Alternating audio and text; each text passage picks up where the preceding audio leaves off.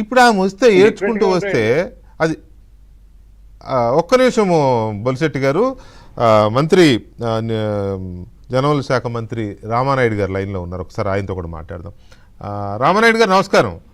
నమస్తే సార్. నమస్తే, బాగున్నారు సార్? బాగున్నాను సార్, థ్యాంక్ యూ. రామానాయుడు గారు, ఇవాళ కిర్లంపూడిలో ప్రభుత్వం అధికార లాంఛనాలతో ముద్రగడ పద్మనాభం గారి అంతిమ సంస్కారాలు నిర్వహించాలని నిర్ణయిస్తే ఆ కుటుంబం వద్దనలేదు.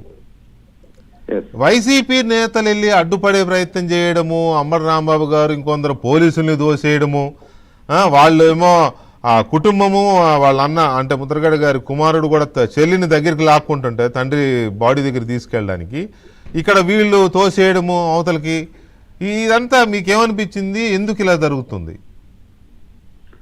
అంటే ఈరోజు పబ్లిక్ కూడా ప్రతిదీ గమనిస్తూ ఉన్నటువంటి పరిస్థితి. ఈ రోజు కూడా నేను చాలా మందితో గోదావరి జిల్లా కానీ చాలా మంది ముద్రగడ సన్నిహితులతో కానీ మాట్లాడినప్పుడు వాళ్ళు కూడా ఒకటే చెప్తూ ఉన్నారు, కన్న కూతురికి కన్న తండ్రిని చూసేటువంటి హక్కుని ఎవ్వరూ కాదనలేరు.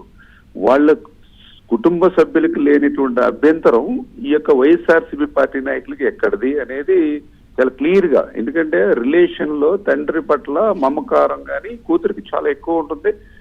ఒకవేళ ఆవేశంలోనో లేకపోతే ఇబ్బందులు వచ్చినప్పుడు 4 మాటలు మాట్లాడుకుంటారు, వాళ్ళ ఓన్ విషయం అండి, వాళ్ళ కుటుంబ విషయం.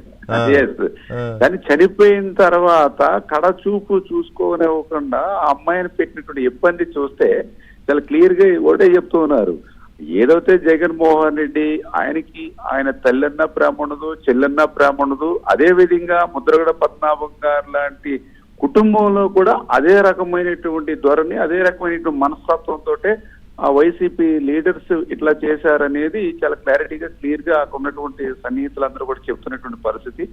రెండవది, ఆయన పార్లమెంటరీ సభ్యుడిగా చేశారు, ఎమ్మెల్యేగా చేశారు, మంత్రిగా చేశారు, ఆయన తెలుగుదేశం పార్టీలో పనిచేశారు, భారతీయ జనతా పార్టీలో పనిచేశారు, మధ్యలో జనసేనలోకి వెళ్ళాలని చూశారు, ఇప్పుడు ఈ రోజు వైఎస్ఆర్సీపీలో ఉన్నారు. కానీ చనిపోయిన తర్వాత అటువంటి వ్యక్తికి ప్రభుత్వం అధికారపూర్వంగా లాంఛనాలతో చేయాలని అంటే ఈ వైఎస్ఆర్సీపీ పార్టీ అడ్డుకోవడం, అందులోనూ రాంబాబు గారు దౌర్జన్యపూరితంగా అడ్డుకోవడం చూస్తే ఈ హక్కు అంటే ఏ రకంగా వీళ్ళు ఉపయోగించుకుంటూ ఉన్నారనేటువంటిది కూడా ప్రజలు కూడా వీళ్ళు ఆలోచన చేస్తూ ఉన్నటువంటి పరిస్థితి. ఎందుకంటే చనిపోయిన తర్వాత ఆ కుటుంబ సభ్యులకి హక్కు ఉంటుంది ఏదైనా డిసిషన్ చెప్పాలన్నా, ఏదైనా వాళ్ళ రీజన్ చెప్పాలన్నా. బట్ వీళ్ళు మాత్రం వైసీపీ అంటే రాజకీయాలు అంటే చనిపోయినటువంటి వ్యక్తుల మీద కూడా రాజకీయాలు చేసేటువంటి సంస్కృతి ఏదైతే ఈ వైసీపీ ఈ గొడ్డల పార్టీ ఏదైతే అనుకుంటూ ఉన్నామో అదే సంస్కృతిని ఈ రోజు అక్కడ కిర్లంపూడిలో కూడా చూసినటువంటి పరిస్థితి. అవును, thank you very much Ramanaidu garu. Thank you. అలాగే